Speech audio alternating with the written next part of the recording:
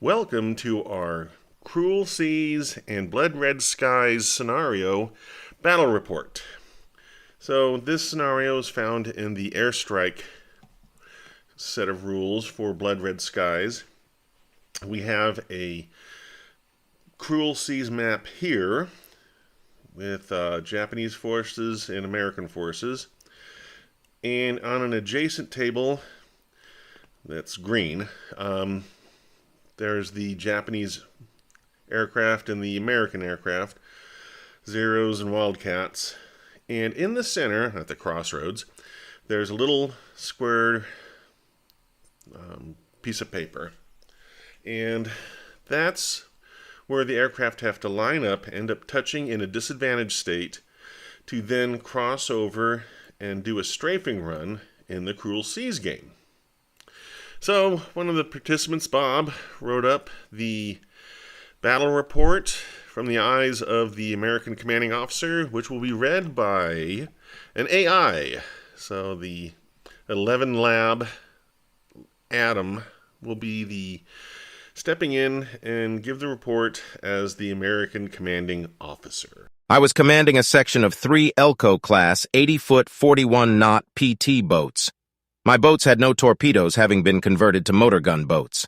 Armament consisted of the usual 2 twin 50-caliber machine gun mounts amidships, one 20mm Oerlikon cannon aft, and a 37mm cannon, salvaged from a P-39 fighter aircraft.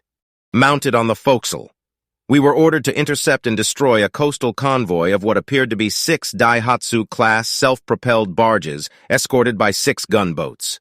Working with 6 F-4F Wildcat fighters as scouts, we encountered the convoy shortly after dawn. As we prepared to attack, the Wildcats were jumped by 6 escorting Zero fighters.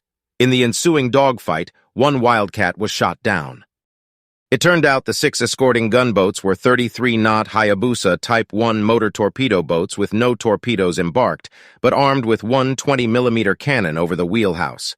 The barges turned out to be Type 5 Shinyo suicidal special attack boats, armed with one 13mm machine gun and 500 pounds of explosives in the bow. 28 knots.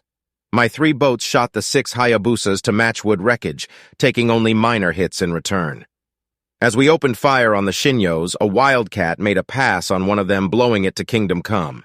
Then the 6 Zeros jumped all over us. We put up a hail of machine gun fire and punched a few holes in at least 2.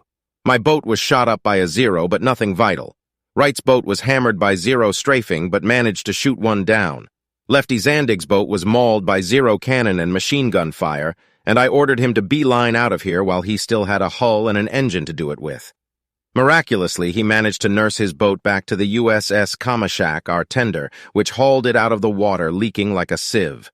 Virtually every one man in his crew earned a Purple Heart, but fortunately there were no fatalities. The boat was declared a constructive total loss and was earmarked for cannibalization. Yet somehow the darn thing just wouldn't sink. My boat sank one Shinyo, as did Wright's, and a Wildcat got another. And then it was suddenly over. The airplanes, both theirs and ours, cleared out, and we headed for home. The 2 surviving Shinyos were last seen disappearing among the myriad of islets.